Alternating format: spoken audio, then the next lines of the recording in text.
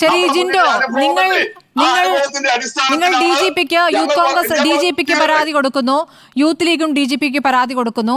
മുഖ്യമന്ത്രി തീരുമാനിക്കും എപ്പോൾ പ്രതികരിക്കണമെന്ന്. കേസെടുക്കണമെന്നതും മുഖ്യമന്ത്രി തീരുമാനിക്കും. അത് മാധ്യമങ്ങൾ നിശ്ചയിക്കുന്ന സമയത്തല്ല, പ്രതിപക്ഷം നിശ്ചയിക്കുന്ന സമയത്തല്ല.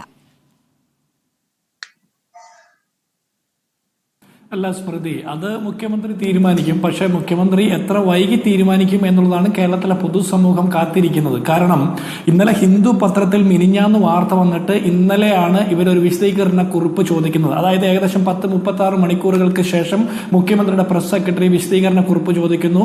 ഞൊടിയിടയിൽ വിശദീകരണം വരുന്നു. അതൊക്കെ നമ്മൾ കണ്ടു.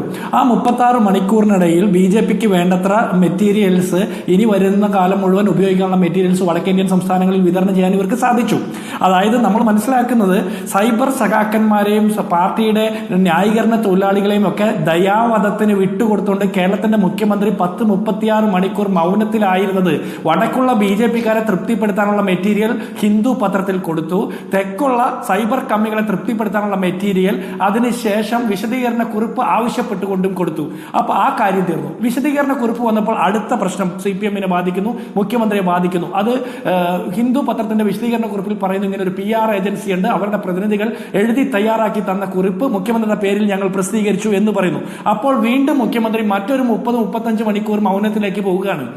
ഈ മുഖ്യമന്ത്രി ഇങ്ങനെ മൗനത്തിലേക്ക് പോകുന്നതിന് കുഴപ്പമില്ല. അപ്പൊ നമ്മുടെ സംശയം RSSന്റെ ഏജൻസി എങ്ങനെയാണ് മുഖ്യമന്ത്രിയുടെ PR ഏജൻസി ആയത് എന്ന് ചോദിക്കുമ്പോൾ മുഖ്യമന്ത്രിയുടെ ഒപ്പം താമസിക്കുന്ന റിയാസ് മന്ത്രിക്ക് പോലും അതിനൊരു കൃത്യമായിട്ടുള്ള മറുപടിയില്ല. ഒരു പഴയകാല ചരിത്രമൊക്കെ പറഞ്ഞിട്ട് പിച്ചും പേയും പറഞ്ഞുകൊണ്ടിരിക്കുകയാണ്. ഇവിടെ എൻ്റെ അടുത്ത ചോദ്യം ഇതാണ്, ഈ നിങ്ങൾ ഈ സൈബർ സഹാക്കന്മാരൊക്കെ ഇങ്ങനെ വിട്ടു തന്നിട്ടാണല്ലോ നിങ്ങൾ ഈ പറയുന്നത്. ഇപ്പോൾ തന്നെ ഈ ചർച്ചയിൽ പങ്കെടുക്കുന്ന ബഹുമാനീയനായ LDFന്റെ പ്രതിനിധി പോലും ഇക്കാര്യത്തിന് ഒന്നും മറുപടി ഇല്ലാതെ മറ്റേതൊക്കെയോ കാര്യത്തെക്കുറിച്ച് അദ്ദേഹം പറയുകയാണ്. അദ്ദേഹത്തിന്റെ റൂട്ട് തന്നെ മാറിപ്പോയി ചർച്ചയുടെ. ഇവിടെ എനിക്ക് ചോദിക്കാനുള്ളത്, PR ഏജൻസി ഉണ്ടായിട്ടും പിണറായി വിജയന്റെ അവസ്ഥ ഇതാണെങ്കിൽ, 12 ഉപദേശകരും PR ഏജൻസിയും ഇല്ലെങ്കിൽ പിന്നെ എന്തായിരിക്കും ഇദ്ദേഹത്തിന്റെ അവസ്ഥ? പരമ പരാജയമായിരിക്കില്ലേ? ഇവിടെ ഞങ്ങൾ കൊണ്ടുവന്ന കനകോലുവിന്റെ കാര്യത്തെക്കുറിച്ചൊക്കെ നിങ്ങൾക്ക് വലിയ ധാരണയുണ്ട്.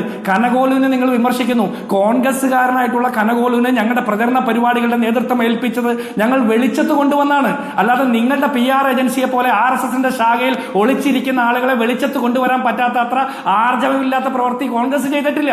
കോൺഗ്രസ് അക്സെപ്റ്റ് ചെയ്യുന്നു, കോൺഗ്രസ്സുകാരനായിട്ടുള്ള കനകോലുവിനെ ഞങ്ങളുടെ പ്രചരണ ചുമതല ഏൽപ്പിച്ചിട്ടുണ്ട് എന്ന് പറയുമ്പോൾ നിങ്ങളുടെ ഈ പണികളൊക്കെ ചെയ്തത് RSSകാരല്ലേ, സംഘപരിവാർ ഏജൻസി അല്ലേ എന്ന് ചോദിക്കുമ്പോൾ അങ്ങനെ ഉണ്ടെന്നും ഇല്ലെന്നും മാറി മാറി പറയുന്ന അവസ്ഥയാണ് നിങ്ങൾക്ക്. ഈ ചെഗുവേരയുടെ പടം നാട്ടിലെ ഓട്ടോറിക്ഷക്കാർ മുതൽ പാർട്ടിയുടെ സൈബർ സഖാക്കന്മാരും അല്ലാത്തവരൊക്കെ ബനിയനിൽ വരെ കുത്തുന്നുണ്ട്. ഈ ചെഗുവേര ഇന്ന് ജീവിച്ചിരിപ്പുണ്ടെങ്കിൽ ആദ്യത്തെ അടി കാരണബോധന്റെ കർണത്തായിരിക്കും.